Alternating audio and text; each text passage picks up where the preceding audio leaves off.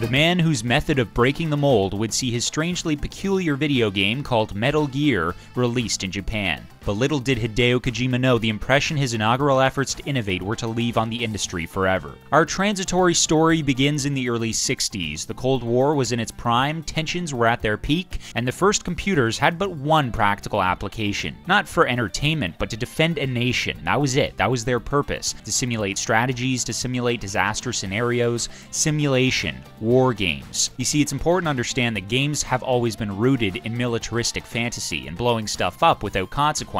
That was their original design before guys like Steve Russell would make family games out of them for no other motive but escapist entertainment, to let off some steam in a climate of constant threat. It's no surprise then that the space shooter, product of that Cold War context, defined the golden age of arcades. It's no surprise then that gaming has always retained that primal element to blow stuff up and kill people. It's that release that makes games fun. But from the comic mischief of Mario to your typical run-and-gun commando blitzfest, most games were simple archetypal stories featuring fearless heroes who take out everyone in sight. But then along comes a guy who is signed to produce yet another of these combat crusades, puts a spin on the subject. What if the objective is not to kill, but to evade detection? Are you kidding me? What a boring concept. Why would I want to run away when I can just blast these SOBs? It was a concept that initially met with scoffs and snickers. But the stealthy soldier shut the naysayers up when he hit shelves on July 7th, 1987 for the MSX2, a rather obscure console that was only available in Japan. Make no mistake, Metal Gear is not without its flaws. Its level design is a little rough around the edges, literally, and some bad programming moves kept the game from perfection, but in sticking to the shadows, Metal Gear stands as one of the most groundbreaking games ever. Not only did it add a sense of realism, because if you tried to gun your way through 20 soldiers, as in reality, you're taking a bullet, you're dead,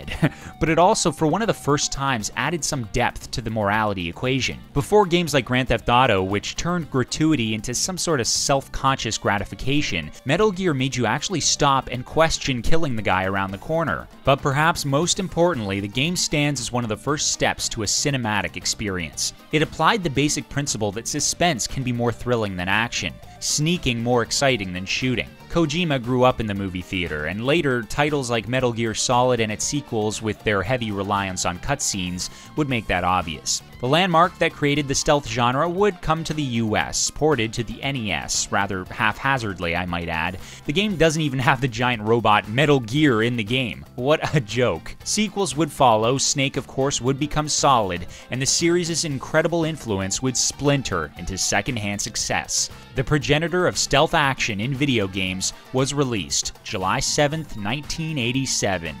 This day in gaming.